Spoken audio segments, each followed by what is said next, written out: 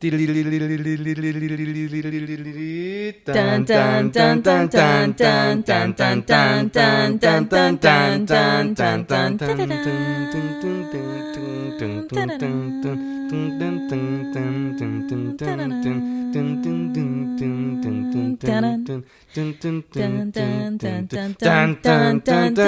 dun dun dun dun.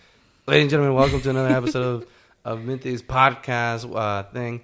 To the Tall Tale Studios. Welcome. Hey everyone, I'm Minty, animator and creator of Tall Tale Studios. Welcome to our first podcast recording. That was Captain Cookie with me, my co-host here. We are pre-recorded, so forgive us for not having internet this time. That is our bad. But we will fix that eventually. In the meantime, we have these pre-recorded shows that you can play while you're running, while you're at work, while you're driving. And today we're probably just going to talk. I'd like to ask Minty, well, maybe Minty can tell us her story about how she started animating, basically, as episode 1. Does that track? Is that okay? Yeah, for an episode 1 to talk about that, yeah. Sounds good. We put out a poll. Minty put out a poll about she's asking questions. What would be the chat? Instead, she put a poll, I guess, and later at the end we'll take a look and see if we have any questions or any. It actually wasn't a poll; it was just a post. So like anyone could just like put it because a poll is actually for like what would you want to see most and kind of that. I know what a poll is. Minty doesn't have to school me on what a poll is. I vote. I know what a poll. Basically, it's voting. Okay, ladies and gentlemen. Okay. Without further ado, let's bring you in to the room. Alrighty, we have in the room a little bit of cozy campfire. It's raining, and we're just cozy here on the couch. Heck yeah! All right, Minty. Well, tell us. Let's start with this. At what age, when you were younger, like, basically, I guess the question is, did you always want to be, sorry if you guys can hear me shuffling around the couch, did you always wanted to be an animator, like, since you were a kid? Since when did you know, literally, that animation was, like, your life's purpose? I was actually 11. Originally, I wanted to be a marine biologist, then a pop star. And then after that, it was like, nah, I'm just going to be an animator at age 11. You were a wee lad. Yeah, it was interesting because, probably sad. Don't feel sad. This is just what I thought was interesting. How a lot of people around you could also affect your decisions as well in life. This is true.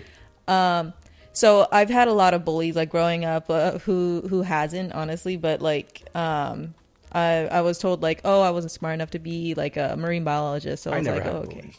Oh, well, I'm just lucky kidding. you. I did. I was picked up and thrown at a brick wall before.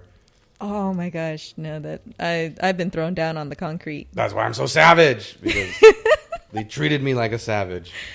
Oh, there you go. That's how you toughen up. Yeah. No, but honestly, don't let people treat you like that. That's not good. Yeah. So you were 11 when you said to yourself, "Gee whiz, Willikers, I want to be an animator." Okay, so what was that like? Like, do you remember the day you told yourself you wanted to be an animator? What happened? Yes, it was something that was. Our cat is in the background. Calcifer Sorry, everybody. in the background playing with a ball. Perfect toy to play with at this moment. Okay, so I was. It was actually recommended to me of getting into creating like animated characters by a teacher. She saw that I was making like these mini comic books out of these characters I made from my math lessons, and when I realized that was like a thing, it was just like floating around in my mind, like, do I want to do that? I don't even know.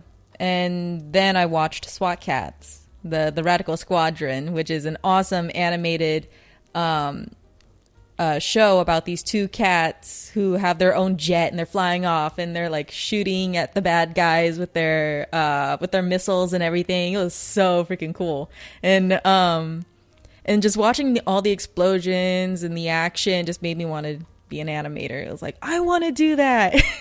That's crazy. What was it like when you went home and told your mom that? What did you say? She was supportive of it, just like the other things that I wanted to do with the whole marine biology and the pop star thing. The pop star thing, I think she was a bit less of like supportive. Yeah, she was like, okay, that's like okay, you're just being a kid. Nobody. Oh boy, my microphone is shaking. Nobody who says they want to be a pop star, I don't think ever makes it to become a pop star. Well, plus I was like really little too, so it's like, oh. Well. I feel like to be a pop star, that stuff that just happens. Like to be a pop star means you were so good at what you do that you just become a pop star. It's not. There's no. Anyways, but yeah, you get it. Yeah. At the time, I was also watching like something called "Don't Judge Me for This," but I was like watching Hannah Montana, and that's where the pop star. Yeah, that's where the pop star thing came from. I was like, oh, I want to be like her. And then like years later, I see the Wrecking Ball, and that broke my heart. I was like, that's not my Hannah Montana. Wow. So then, okay, so you were basically barely a teenager when you decided to become an animator.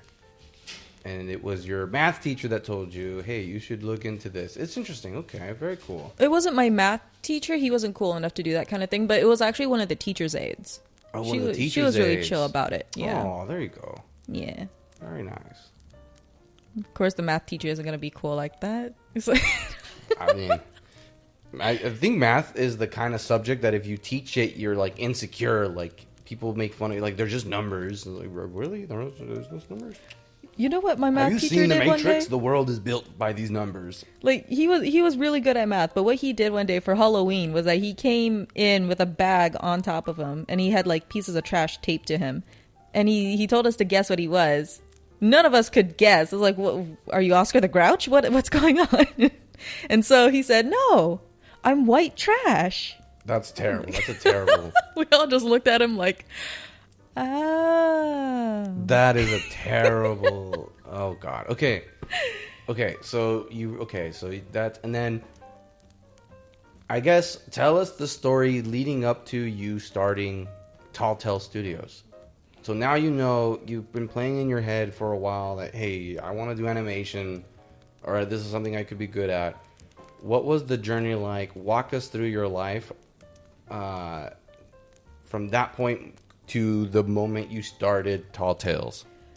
It was like almost like a lot of work, kind of, because like after sorry, everyone. Being an absolute menace, literally running while you guys. He ran from something. I don't know what it was. He's running back and forth and slashing cables with his claws. I love how we chose to do this during his Zoom. He's a menace. He doesn't do this on live because he knows that he's live and he's being recorded, but he doesn't know right now. Probably because it's routine now. He knows when to sleep. This is true. Okay. So yeah, when I decided that I wanted to be an animator, I started putting in the work. I started figuring out what were things that I needed to do in order to be part of the that field. So I would put in like discs and stuff of other animators who would talk about their process, and I would learn how to draw, how to animate on paper, and I even taught myself how to storyboard. A lot of this was just like, I think not too long after, I think I was like 12 when I made my first storyboard. I had all these little papers like laid out on the bed. I remember my mom coming in like, what are you doing? Probably looked like a crime scene. I'm solving a crime, Mom. I'll be back by dinner. Bye. She didn't care much because like I always made messes in my room. I was like I was quite artsy, so I made a lot of art projects, like glue stuff everywhere. But I'm probably one of the rare artists that's very organized. I'm really crazy for that, but I'd like to be organized, but I'm not good at being organized. It's really easy to be organized. If anyone's ever seen me play Minecraft, they know my organization with my chests are not good. That's true.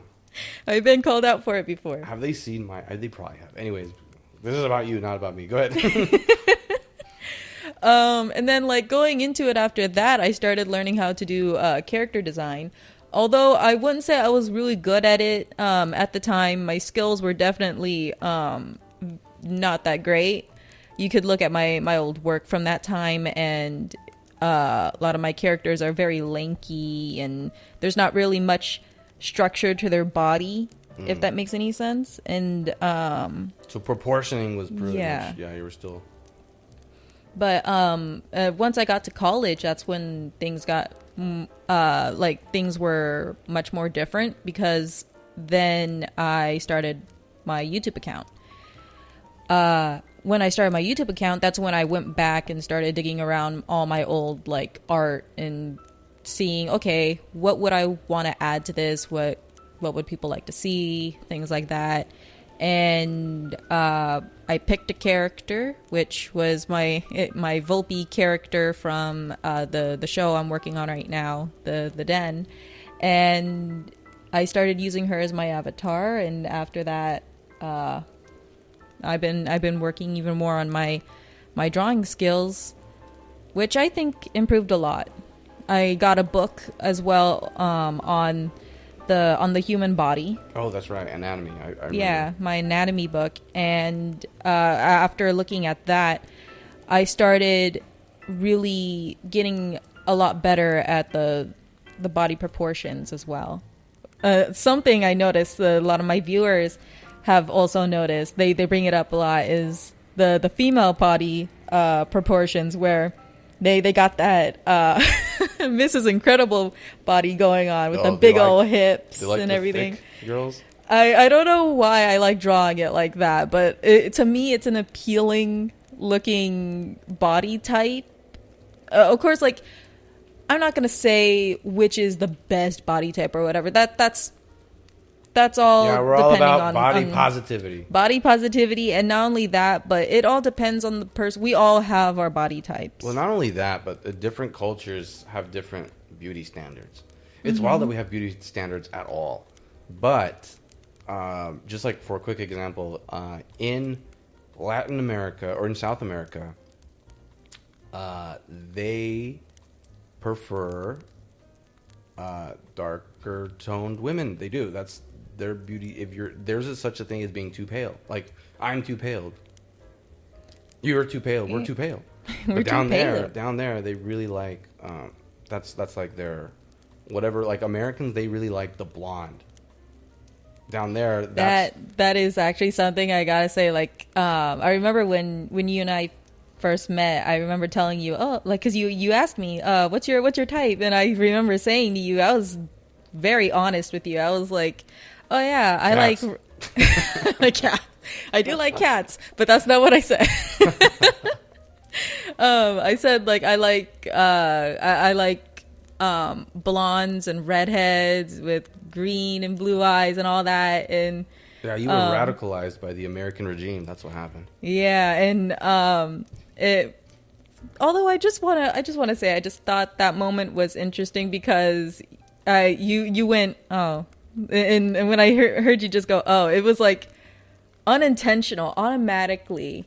Part of me just went, but I also do like brunettes. Yeah, but that's me. That's me. I can't compete with the American system. Yeah, but you sound happy like after I said that. Very good. I like brunettes. All right. Okay, so cool. So you you basically you started drawing. You worked up a couple of skills. Then you saw that you needed to really study anatomy.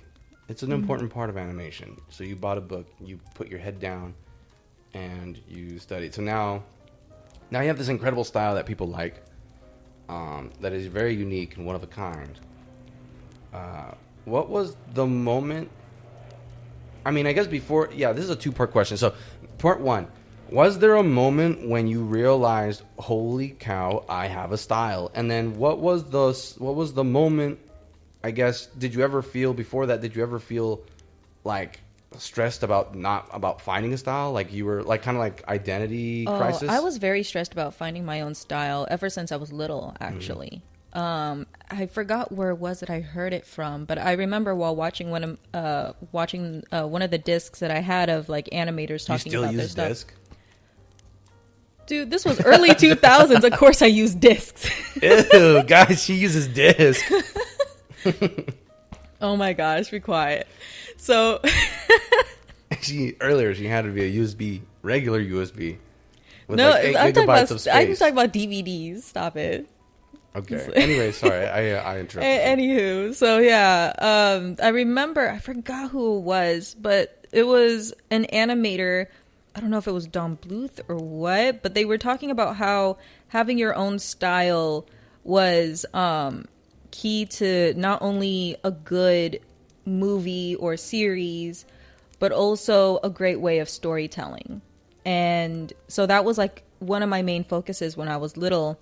And ever since then, I was constantly trying to figure out my own style. What did I enjoy from certain works that I could put into my own?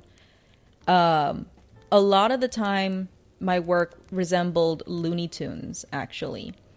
Looney Tunes has just that fun flow of drawing that then it's like more free than it is with Disney. Like, so like with Disney, it's a bit more strict in its design. I want to say that's very, not as fun. I'm not really too sure how to put it. It just feels... It's cookie cuttered, right? Yeah. Because every character, you can look at every character and you can automatically know, okay, this is Disney. Mm-hmm. Right? With Looney Tunes, you can grab any character and it's like, wait, is this part of a bigger thing or is this its own thing? Yeah, it's... I would say like early Disney was somewhat similar with Looney Tunes, but then as they got bigger, they started to settle in. Yeah, they started standardizing. Yeah, and then with Looney Tunes, it was so crazy. The facial expressions and everything, they would stretch out, contort, just like in these fun ways to express emotion. That's what I wanted for my work. So a lot of the time I got compliments from family members and classmates saying, "Hey, it's Looney Tunes," even though they were my own characters. And although I liked it, it was like, "Oh, well, cool. I'm glad you like this. You like it." But it was like, "Oh, but it's not seen as my own thing." I see. So over time, I continued looking at other works that I enjoyed. It's actually quite interesting because nowadays I get compared a lot to Vivzy Pop, and it's funny because I still use some of the same like methods that I used back then for the Looney Tunes style, but people are saying that it's more Vivian Madrano, and I'm like, really? I find that it's really easy for people to, it's very easy for people to say, oh, this looks like this, oh, this looks like that. They don't have the context of who came first or where this stuff comes from. Because you can look at the Roman soldiers, the gladiators, and you can say, oh, that's Roman. Is it really? The Romans, they took a lot of inspiration. If anything, they copied and pasted from the Greeks. Huh? And then where do you think the Greeks took it from? Who knows? But there's always one layer. It's never black and white. There are no absolutes. Yeah. People today are very quick to just say, boom, oh, this is this. But it's not. Here's another thing about it is like I think Vivian Madrano's work is amazing. Don't get me wrong. Her ability in color is also incredibly impressive. But I'm not like that big a fan of no one kill me over this, like no one get mad, oh my god. But like I'm not that big a fan of her character designs, because it's just so much going on in a character. It's like, as an animator, it looks like hell. There's so much to keep track of. That's what she's going for, you know. It's because the show is a hell of a boss. Okay. And she's going through things with her characters that I'm trying to break out of with my own, like with being stuck with certain body character types and things like that. I want to expand on it because it adds more character to the character. Yeah. And trying to bring my focus back. So like the thing, it's what I find interesting about when people say, "Oh, this looks like Vivzy Pop and everything," when I'm actually inspired by other artists. And it's a big world. Who's to say that they're not inspired by the same thing? I mean, she did inspire me, but like in other ways that had nothing to do with art. I was actually in a very dark moment in my life where people were telling me to just give up. And that's when I found her channel on one of her streams. She was talking about how she's not gonna wait to just get her stuff into like some company or whatever. She's gonna create her own. Mm-hmm. That is something that I found incredibly inspiring that helped me keep going. Gabriel Iglesias, the really now famous American-Mexican comedian, was also at a point where his career wasn't going anywhere. No one was giving him opportunities. When he realized that, he broke out and said, okay, well, no, if no one's going to give me these spots, I'm going to create my own. And he went out and started just going to like restaurants and just start doing comedy, making his own YouTube show. Raymond Orta is another one that's right now kind of blowing up in Texas, and they're just doing their thing. Another one is Eva Maria Berenstein. She's in Mexico, but she's a YouTuber she's a YouTuber, but she wants to be a comedian. And once her YouTube started getting traction, she started building her own opportunities to be a comedian. Mm-hmm. So it's not unheard of. This has been happening forever and ever. It's just that right now the mainstream is kind of controlled by a few people. But it is inspiring it's inspiring for people like us to see people kind of adjacent to us in our spheres, in our workspace, in our industry, and people who were maybe 5-10 years ago in the place that we are now finally succeeding because they took their luck into their own hands and created those own opportunities. But I wanted to backtrack with you a little bit because you had mentioned that there was some negative energy, people telling you to quit and stuff, and it was really tough time for you. Where did these comments come from? Where did this negative energy come from? What was the source? It was a lot of time it was like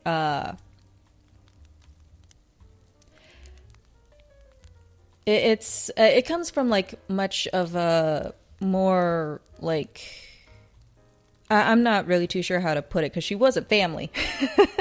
It was there were just like some people that I ended up around, unfortunately, that were going through things themselves, and for some reason, like to bully me. They were projecting. Like, I see. So these were people that were close to you that were telling you.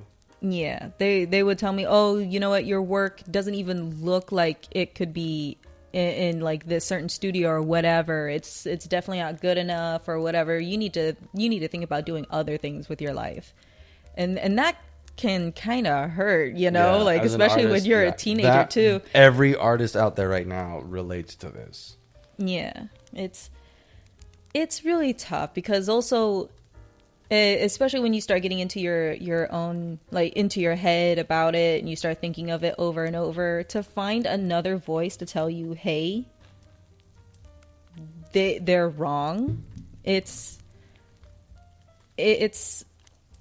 a mind-blowing moment almost. It feels wonderful to know that there's another voice telling you something else. That's good. Giving you other options for your life, Yeah, you have these people telling you no, and then you see Vivzy Pop doing her own thing and breaking out, and that inspires you to find your own opportunities, which you have.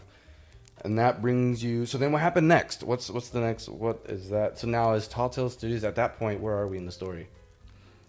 Right now, we're still at the. I don't know if I'd say the beginning stage. Like probably like. I mean, it never ends. It never ends. That is true. It's like building. It's like trying to build the tallest Lego tower in the world, and you just have unlimited Legos, but.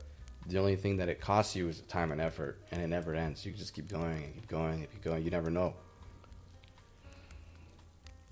Well, then I'm not entirely too sure where to place it then, because if there's no real end, how long ago can you was really how How long? Like How long ago was this realization? Sorry. See that? You see that, guys? I hypnotized Minty and I made her change her sentence midway. So wait. How long was it when, like roughly how many years, or if you want to tell us, how long ago was it when you were receiving this negative feedback, and the moment you pivoted? The moment I pivoted had to been the pivot being like the when you decided to ignore the feedback, when you found out that they were oh my wrong. gosh, actually when you think about it, it was right after, because it was a fight actually that I had with That was this a person. physical fight with people? No, not a physical fight with people. Damn, No. Minty gets down. Used to it, like, no, not anymore. No. Please, I do not. She's more diplomatic. I do not. Stop. What's the word that I'm looking for? An ambassador. Stop it. I do not condone violence. Okay, everybody, please. Yes, pick the pacifist route if you can. It was actually a big moment, really, to me, because that day, this person actually sat me down, tried to have like a little meeting between me, them, and my family, and tried to say that I was doing something wrong. That's an intervention. Yeah, so they tried to force an intervention on you. They did. Yeah. It sounds like. Yeah, and it was very, very heartbreaking. I remember going into my room by myself, and I was just breaking down, and I just decided, you know what? I'm just going to go online. I'm just going to go onto the early days of YouTube here. And that's when I saw these colorful characters on this thumbnail. And I was like, okay, this looks kind of interesting. This piqued my interest. Yeah, Let me this click. piqued my interest. Yes. And so when I clicked it, and that's when I started hearing Vivian talk about this. And right after, it was like, it gave me that moment of, I'm going to be stubborn. Heck with these people. It was still a bit difficult because of course I still had to go back out that door and listen to them talk about this stuff about me and everything. But I'm not exactly sure what it was. I think I'm just that type of stubborn person. And so... Well, you believed in yourself, even though you didn't specifically say it, or you didn't explicitly say it, you felt it inside you, I guess.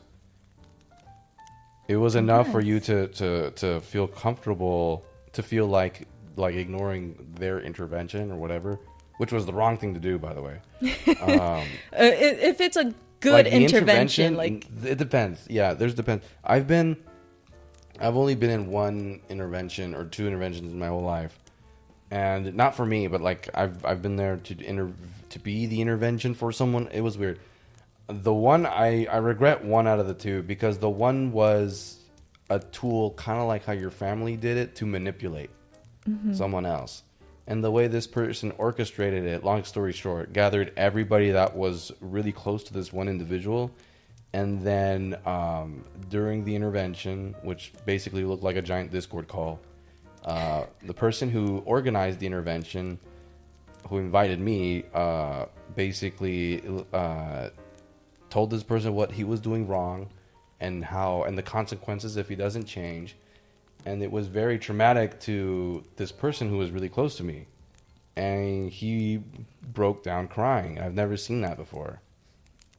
And everybody else was silent. No one else said anything. It was just the one person. And it at that moment, I didn't even realize it, but at that moment, like in the meeting, there was a moment where I realized, and I felt it in my body, like, oh, this is wrong. This could have negative effects to this person psychologically and emotionally for the rest of his life. It definitely wasn't. Interventions are powerful, and they are so misused. That's like basically what it was for me. It was just the one person talking, and the rest of everybody else was just quiet and just letting it happen. Yeah, that's wrong. A real intervention will have everybody saying, "Hey, man, like, you know, really, we care about you." Blah blah blah blah. This looked like an intervention going in, and it was not. It was the person A who instigated the intervention, and then just started laying it out, his opinions and thoughts and everything, and then the subject, which we will call the person who the intervention is for, the subject just took it in,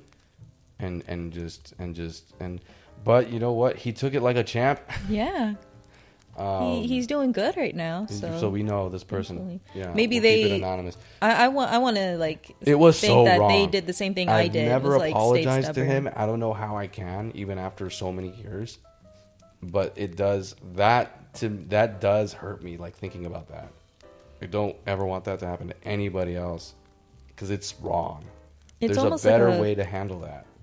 Like it's almost like a form of bullying. It is totally bullying, gaslighting, manipulation. Mm-hmm. But anyways, so they try to intervene you, I guess, if that's the right word. And then so then you said you went to your safe space, which was your room. You saw this animation. Vivian Medrano is explaining herself and her process. It's inspiring you. Is this before she sold to, if that's the correct phrase, is this before she was involved with Amazon? Yes, this was like way Wow, before. so you early saw her 2000s, you saw her pre-buyout, if that's fair I to basically say. saw it at the start where she Wow. first said that she was creating a show and There you everything. go. This was before, like this was when the idea of creating your own studio on YouTube was definitely new. It was like the very start. Like if anyone's ever seen like Jacksepticeye, this was before he started selling his own coffee and everything. I It still was don't like know this Jacksepticeye guy. Jacksepticeye is a popular gamer. Minty He's talks about famous. Jacksepticeye like he's an ex. I'm just like, who is this guy? I don't talk about. You mention him all the time, and to me, it sounds like septic. So I think Oh about my the tank God. of poop that Joe Dirt has to carry across the You land. need to see some of the stuff that he did because, like, it's not only just about gaming. He is very successful. Even Counselor's rolling his eyes. He's just chill. He All right, doesn't anyway, even know how to let's roll his get- eyes. How dare you? So Jacksepticeye. Oh God, yes. That's it. That's all we got to talk about Jacksepticeye. Oh yeah, here. Let me talk about him more. Like he's my ex. Hold on. Wait. Let me try and Jacksepticeye in the comments Oh, you later. know what? I loved when he was Minty, I talking. love When he you. would like Please come back. play the game I Am Bread and talk about how he buttered himself up. Oh, What? that's freaking great. Yeah, exactly. What? If there's a reason to love talking about the guy, it's to love talking about all the out of context moments That's when so he's weird. gaming. Okay. So, anyways, all right. Let's see. Oh let's my see God. where we can go with this conversation. So okay. Okay. So then you started your YouTube channel. That pretty much shortly Yeah. after that, you just went online, opened a channel, and then what was the process? You obviously never ran a channel before. No, but I had a good idea of what I wanted to start with, which was my banner and the name for it.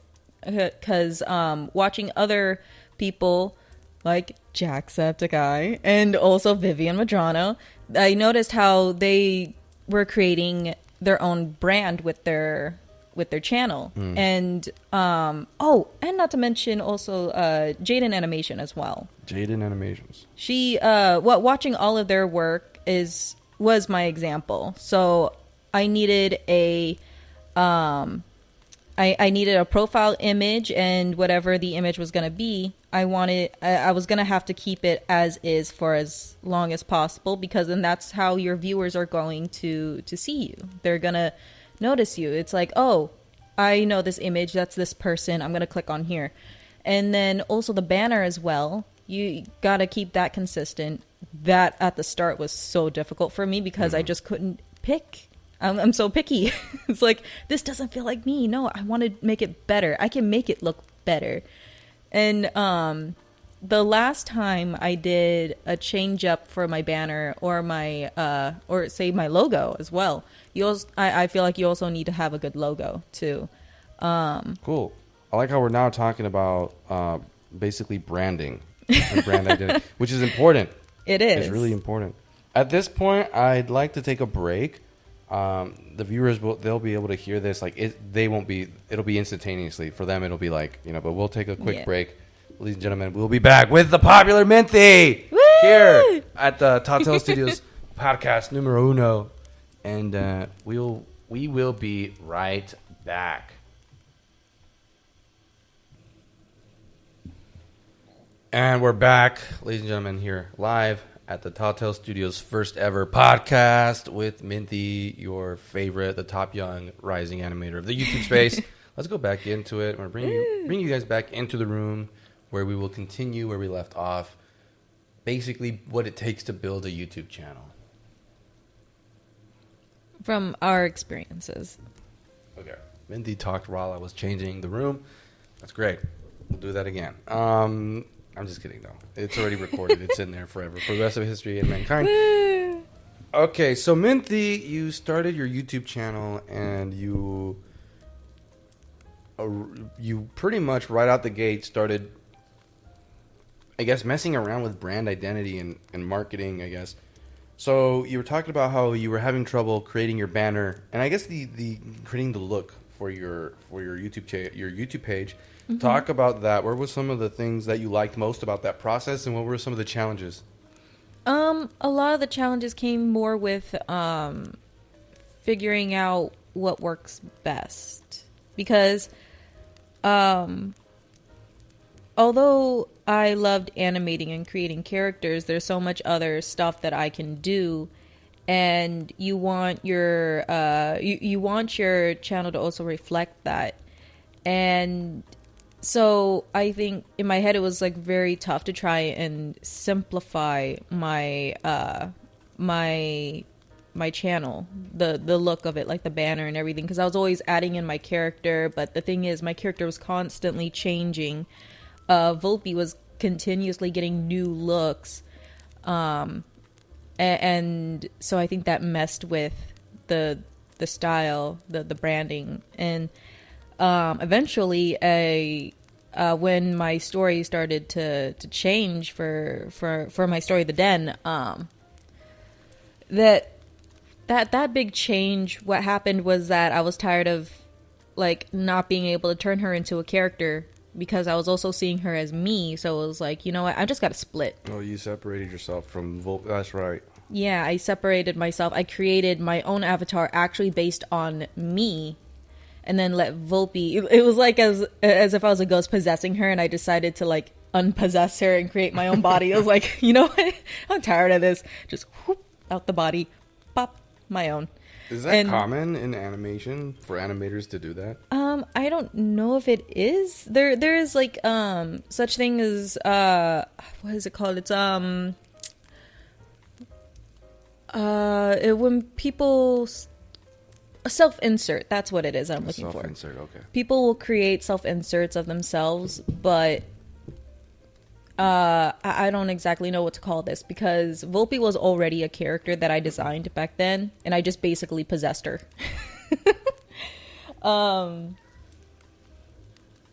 But anyway, to get back on point, so when that happened, I just decided, you know what, I'm not going to put my character in the banner anymore, because it's just consistently changing the look of it. And so I want something that's more solid. So I decided, you know what, a more fairy tale-esque background, because that's also not only what I'm into, but it's also what I like to also write about and draw the most. So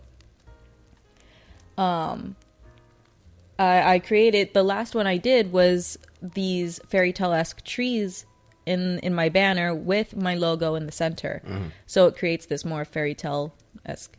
Yeah, you're in the fairy tale woods. Yeah. Den. Yeah, makes sense. Which also goes with the name of Tall Tale Studios. So what was the other question? Well, what were some of the challenges? The challenges in doing so was also trying to find my audience. Because like everything was changing so much with my branding, I don't think I was able to actually like find an audience or anything like that. Did you know your audience before you started all of this, or no? No. I don't think anyone really knows their audience when they're starting out with this kind of thing. It's but more everybody has like, an idea of what their ideal audience is. Yeah. I think so. Okay. Sorry, I feel like I have a burp coming up, but I can't produce it right at the moment. Okay. Is that cheesecake? Yes. Let's see. Let's think. Okay, cool. So you created your YouTube channel. You separated yourself from Volpe, which we could talk about that. That's a whole discourse. That and the evolution of Volpe, because I think that's very interesting. But not for today. Yeah. For another time. And okay, cool. And so yeah, now you have your YouTube channel.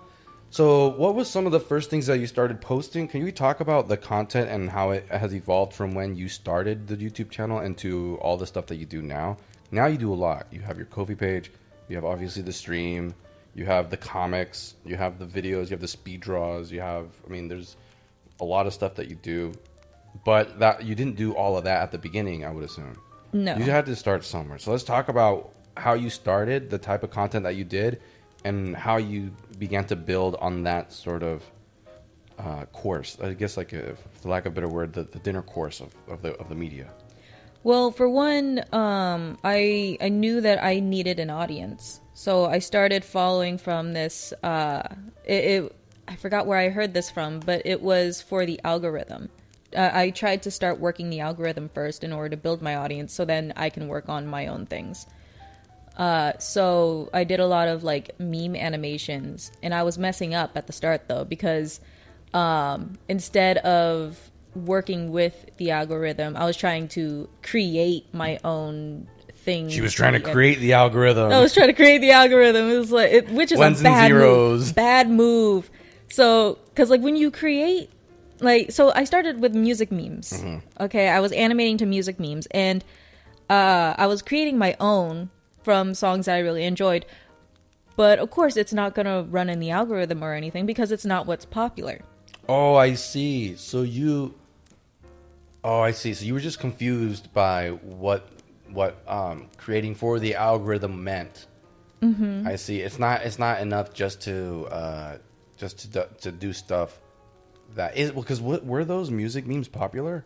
At the time, yeah, a lot of animators were doing music memes. But it still didn't work because it wasn't the right way to follow the algorithm. No, it wasn't, because like what it was when doing stuff like this, you need to work on what's popular. Mm-hmm.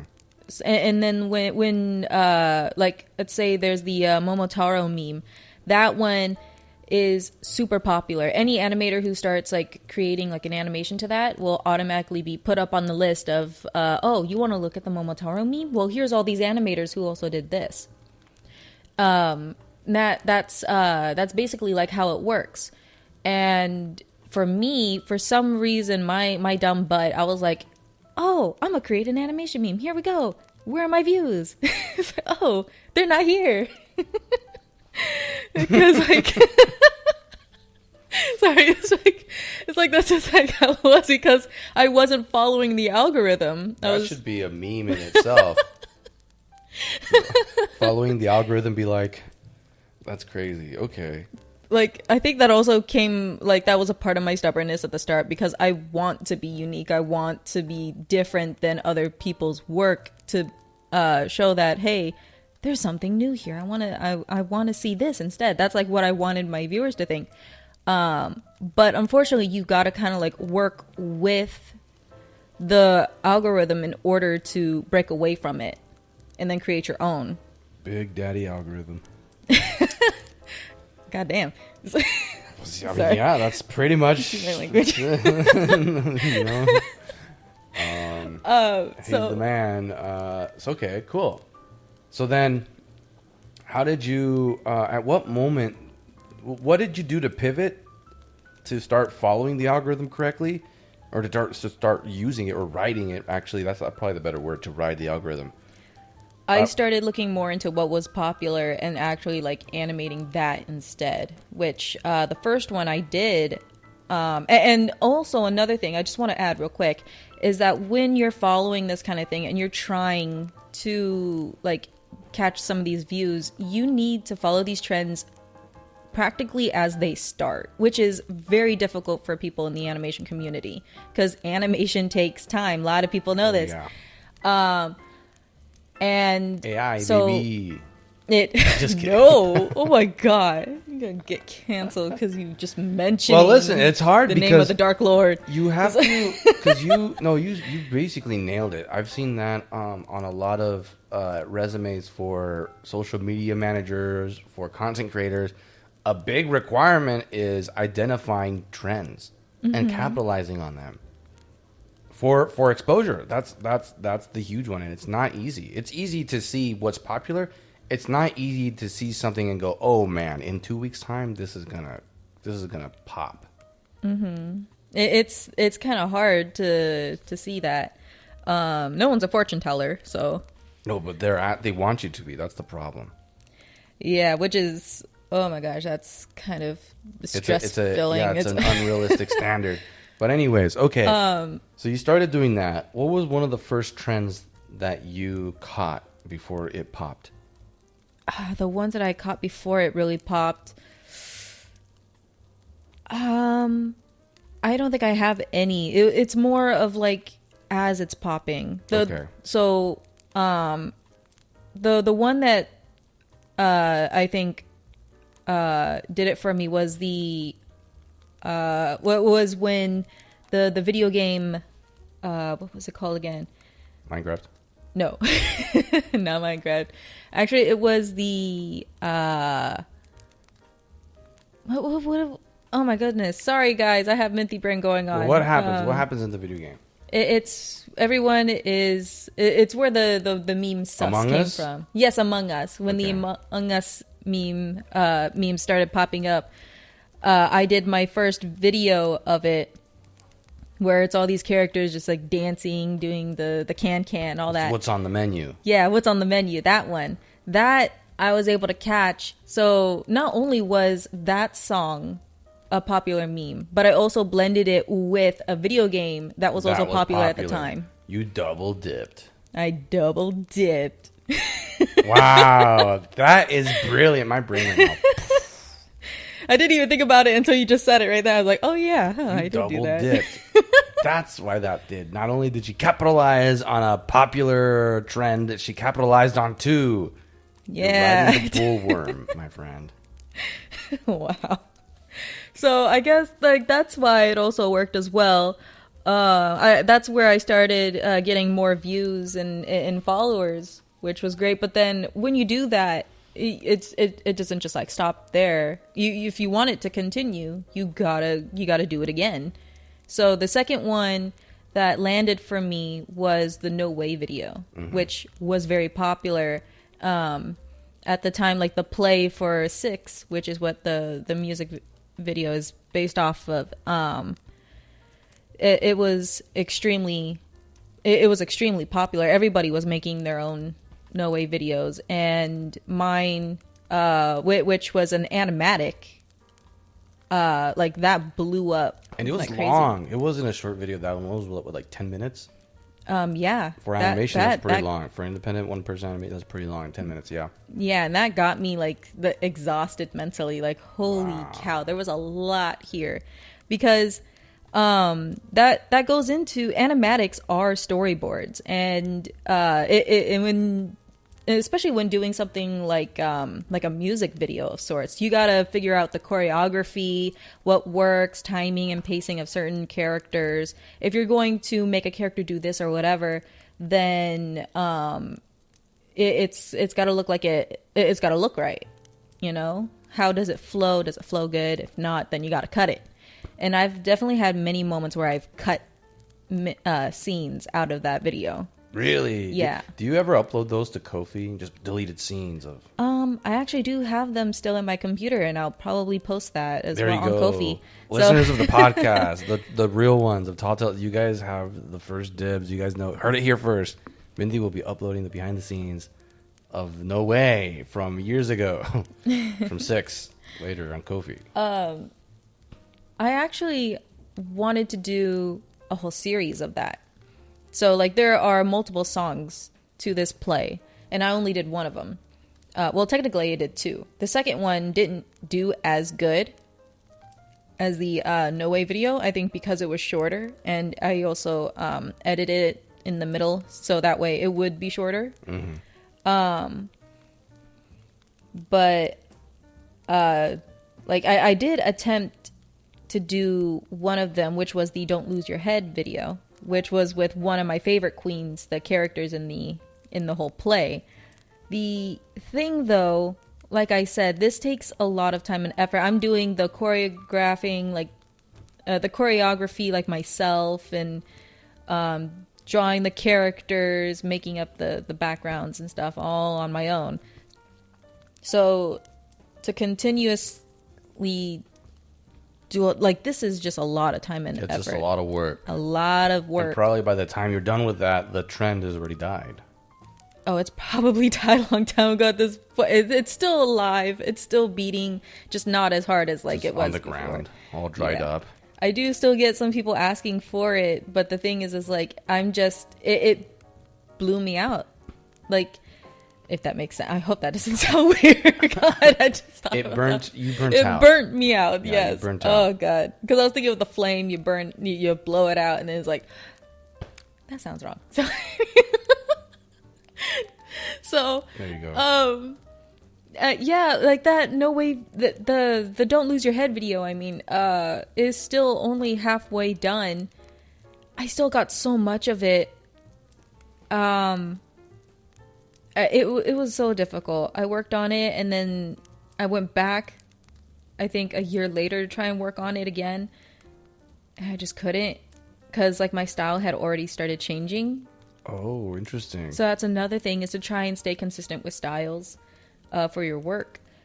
And so I tried to like see if I can animate it all in the same style that I had previously, which is actually kind of interesting, because I've been able to do just fine. It's like you're breaking down the way that you work. Yeah, you're downloading the earlier version. Yeah, you're downloading the earlier version. You're playing on the version before the update. Yeah. And I actually did some art. We're comparing my characters to the old images of them that I did beforehand. And Yeah, is it popular? I don't know if it's like all that popular. It's definitely like people like it, but I wouldn't say it's like booming popular or anything like that.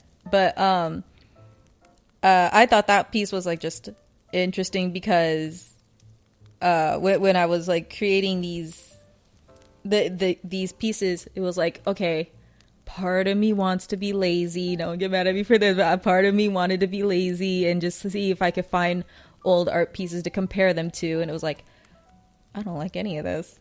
So it was like, no, I'm going to start this off, like, throw away my laziness. I'm going to get into it. So Yikes. I looked back and studied my old art, and then redrew them again in the way that I used to draw them, and then set them next to the new the new designs. And it was so weird doing it, though, because I was like placed back into the mindset where I was first drawing these characters. So that's an interesting thing for That's me. interesting. Yeah, maybe other anime. I don't understand that. That's like, I can't. Like, I just, as a filmmaker, you just don't do that. You hide it. You bury your old self so deep and make sure nobody hides it. You bury it in the deepest, bury darkest part of the woods where no one can find it. You put it in an iron crate, you weld the seals shut, and you toss it overboard in the middle of the Pacific Ocean. That's what we do. But okay, so animators on that is interesting. Animators on revisiting their older works and adapting or dealing with, because your work, that's interesting. Animation is like living and breathing because it's evolving. It's never the same. That's actually what I like about that so much, I think. That's crazy. Okay, cool. So, nice. Thanks for letting us know how to blow up on YouTube. Everybody's been gatekeeping that, but not you. So far, that's just what I've experienced. I don't know if it'll work for everybody, but this is what I found to work for me.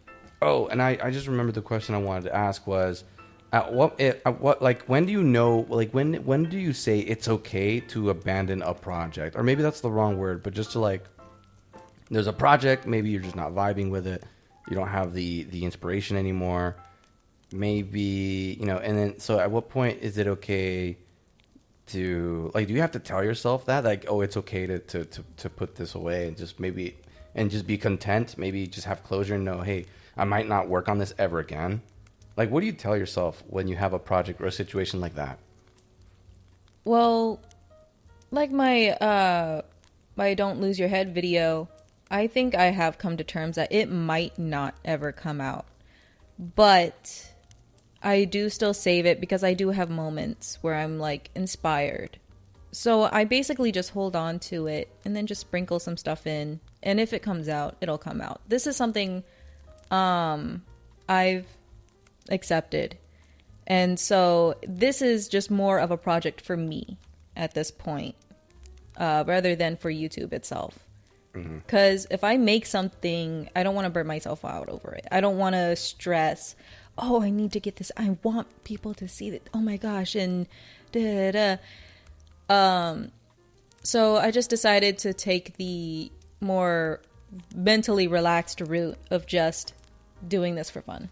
That's one of the things that I like about you as an animator, as a creator in general, is that what sets you apart from other animators in the YouTube space and beyond right now is that you're doing these pieces because you like them. You're creating cartoons that you yourself would like to see in YouTube, the platform, etc., beyond. There's a lot of people out there that have gotten really lucky and really successful and are capitalizing on that success in such a way that it burns them out. They're no longer creating projects for themselves. They're no longer working for themselves or creating for themselves.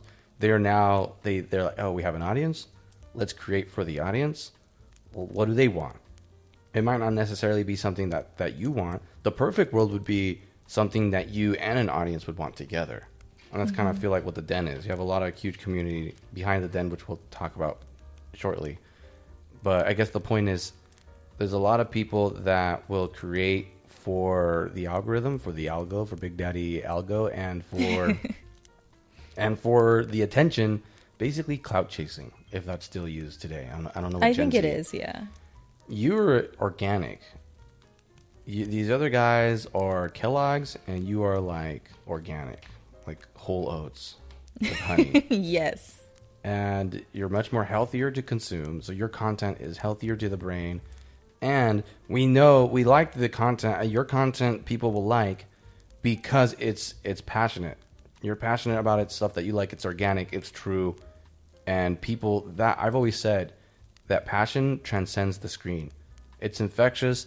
People watching it will know when something is genuine, and they'll know when something is not. When you're trying to be sold something, people know. It's a weird thing. It's almost like a sixth sense. Because people aren't dumb. They not know. Dumb, but also we've evolved. We're entering this digital age with VR and constant advertising everywhere. You can't go outside without seeing an ad. We know when we're being sold something. So when something comes across in terms of digital media and it's something genuine, something truly organic, we look at it and we go, wow, this is nice, because we see a window into that person. Anyways, I can go into deep about this. But essentially, that's what separates you right now. That's why I think you're one of the top young rising animators in the YouTube space. I do want to be a little honest here, though, with the Kofi page. So YouTube is my love. It's like where I want to put all the works that I enjoy on there. Kofi is definitely like my business, I want to say, where not only am I putting some of my work on there, but it is also something that I am turning into a business. So I honestly, like when I put in like my own little ads for my Kofi page, I feel like kind of bad. It's like I feel like, yeah, she does. She really does. She complains. She complains all the time. Is this okay? Is this right? I'm like, well, what are you gonna do? Just like die? Yeah, groceries are expensive. Okay, groceries are expensive, and with tariffs, anyways. Oh, listen, my God, it has to be done. I'm surprised that you're not billing more than what you are now. You're being super generous. And it's because you like what you do, and it's because you enjoy the people that have basically the community that you have built. You actually do care about them, and you want to curate the content to them in a way that's also beneficial to you. That's not the right word, but in a way that's very entertaining to you, in a way that's passionate for you as well. So it's kind of like playing a board game. We all want to play a fun board game, but maybe some board games aren't for everybody. But there will always be one board game that will be like, oh yeah, this will be fun, and we'll all play together and have a good time. That's kind of what is happening. So how long did it take for you to build this community? Because on YouTube you have almost 37,000, and on Instagram in less than 2 weeks you have grown like 10,000 followers. I've never seen that before in my life. It's interesting because like I've been stuck at 1,000 on Instagram, I think, for quite some time. Actually, I think a few years. But you never really cared about Instagram. It was only until recently you were like, it was like literally recently you were like, oh, I wonder if I can grow this Instagram account. Mm-hmm. And then you did it. You set yourself a goal, and then you did it, and it's still climbing. I think now you probably, I don't know. It's probably like 15K. Actually, you want me to sure, look at it right now? What we have now. That's what we have now. This is your what do you have? What do we have now? Yeah, Dun, I know. dun, dun, dun, dun. Communism. Could you believe it? Oh my gosh, what? Wait, what? Tell us how much. Oh, I got lay low is that Wi-Fi issue. Oh yeah. Okay, 13.3K. There you go. A steady climb. That's like insane. I expected it to stop after. So did I. But the fact that it keeps going is so incredible. Yeah. So this is great because this is like a study case. This is like a case study. I don't know why. This is a case study on your displaying. This is a case study. Gosh, I'm repeating myself so much. Repetition. This is an example of that showcases your expertise in these social media platforms. You really do understand these avenues in a way that many people don't, and I find it just very fascinating. Because believe me, if I could grow my account to 15K, I would. I just don't know how. But you found it.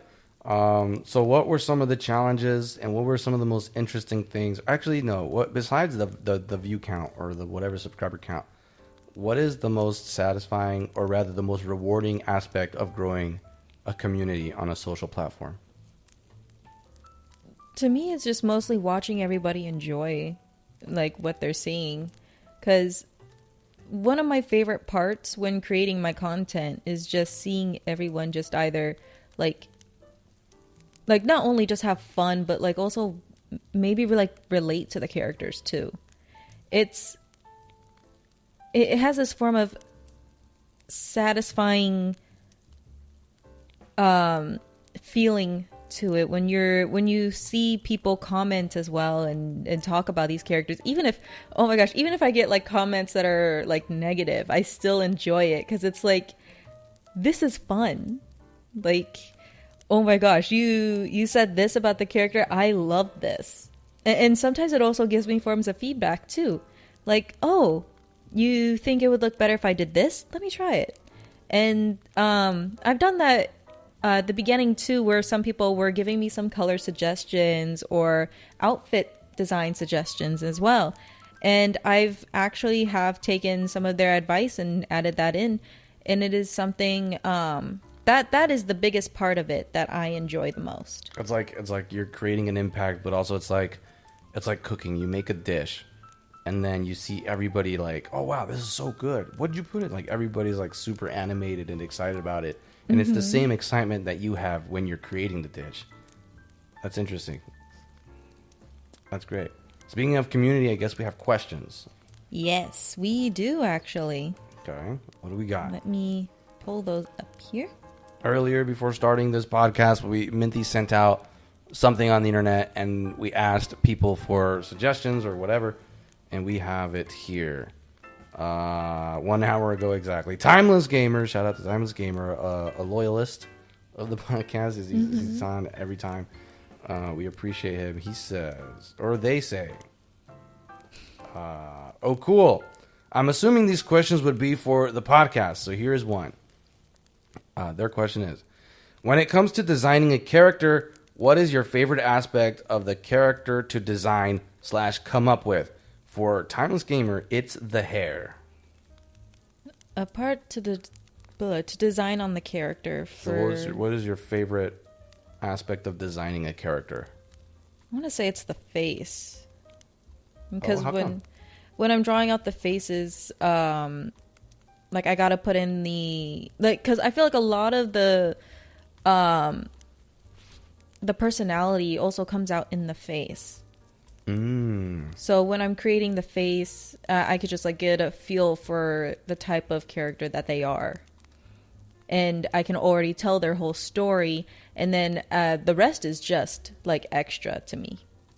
Like drawing in the outfits and things like that. That's you've already made the cake. Now you're just decorating it. Yeah, I'm icing it. CD says, thanks for letting us know. Hope things get resolved soon.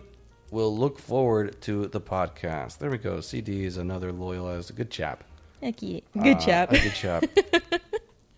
This must be Top Hat, Bowtie Productions, who is asking you, who is your favorite Den character and why? For Minty and Cookie, and then who is your least favorite? So for both of us, so Minty first. Who is your favorite and your least favorite character? My top favorite. Oh. This is something I've mentioned before in the past. It's like, how do you choose favorites amongst your children? It's a little difficult, but I guess I'd have to say Curtis, because it's working on his story it is somewhat personal to me, and it's part of this theme of becoming a better person, and it's something that I've gone through in my life, and it's that I guess it's because I relate to that part that he's my favorite character, basically. And your least favorite character? Who do you hate? My least favorite character, I guess I would have to say, this is probably gonna be funny, but like his family butler. Really? We don't know enough about him. No. Hopefully we will soon. Yeah. For me, I don't know if I have any. I think my favorite character is all of the Den.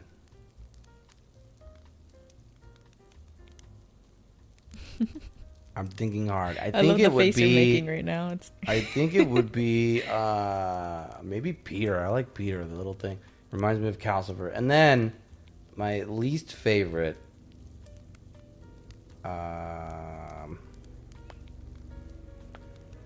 It is tough.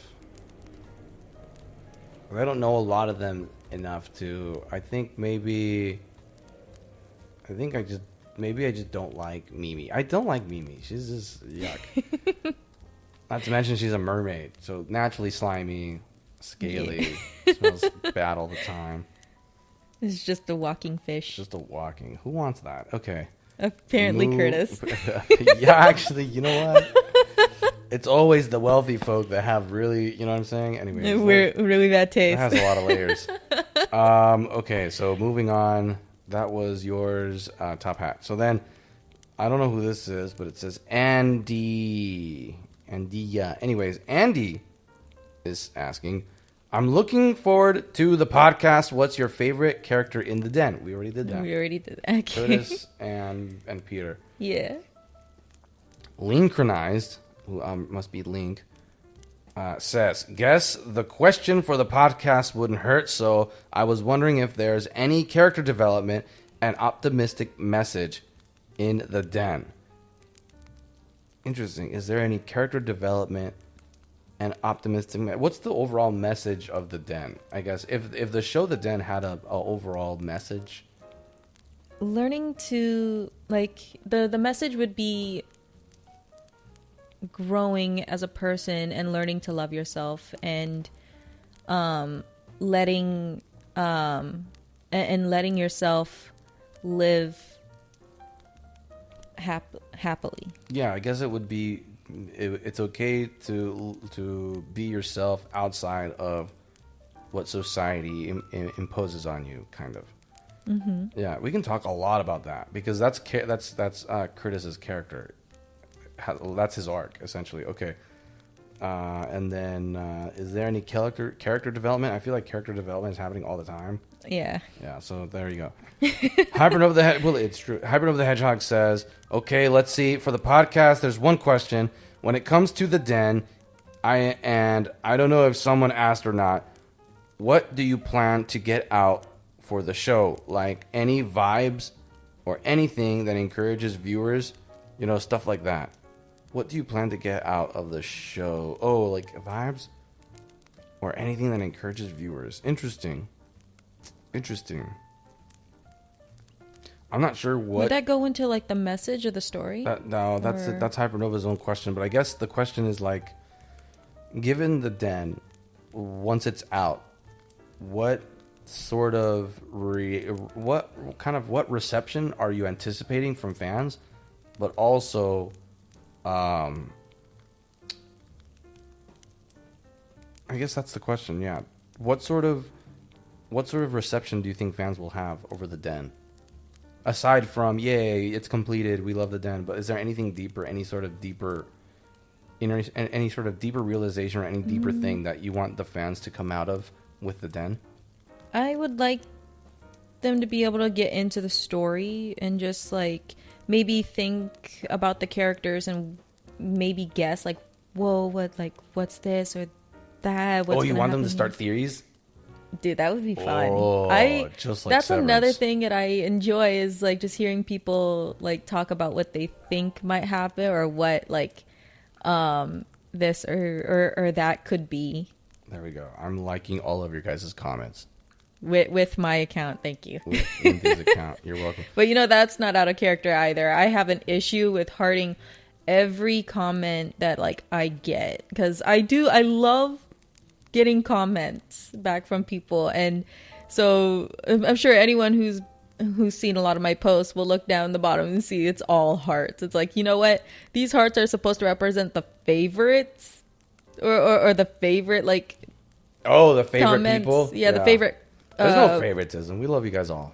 Heck yeah. So it's like, but I admit like it's hard when I do get those comments that definitely I don't love. Like, say when people are trying to put in like links to let's bring back inappropriate sites. The dislike button. Gosh. People complained about the dislike button, but I say, hey, that's needed. We need the dislike button. We need to bring it back, YouTube. But anyways, some people might be a bit too sensitive when they see a one dislike. It's like, well, that is life. That is reality. That's literally the best sort of rejection you could have. Because if you go out into the real world, rejection is very different. It's very personal. I think that's actually like how it is these days. It's like people don't know how to handle rejection. I would take a dislike on YouTube or Facebook or whatever over like, hey man, you look like crap. You know what? I think that is something that I think a lot of people, if you want to get into the social media world, you want to create a channel and all that stuff, you definitely need to learn how to take rejection. This is true. All righty, Mindy. Well, thank you again for indulging on this podcast journey. Thank you to the viewers who are being so patient with us and understanding that life is hard. Sometimes we have to disconnect. But this is our way of reaching out and connecting with y'all. And we hope that you guys are reaching out and connecting back to us. And that's pretty much it for me. Remember the Kofi page. Remember, if you have fan art for when we get back to the streaming stuff, talltales2d@gmail.com. And Mindy, anything else? We also receive fan art for the streams. If you want to like send that in there, you can send it to the email of talltales2d@gmail.com. Sorry.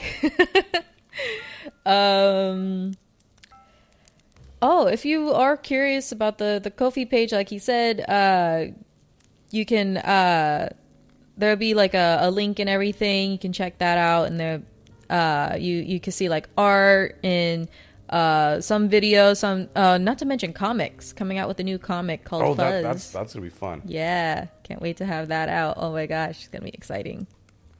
So yeah. Alrighty, folks. Well, you heard it first. This is Captain Cookie signing off. Minty, animator and creator of Tattoo Studios. Bye.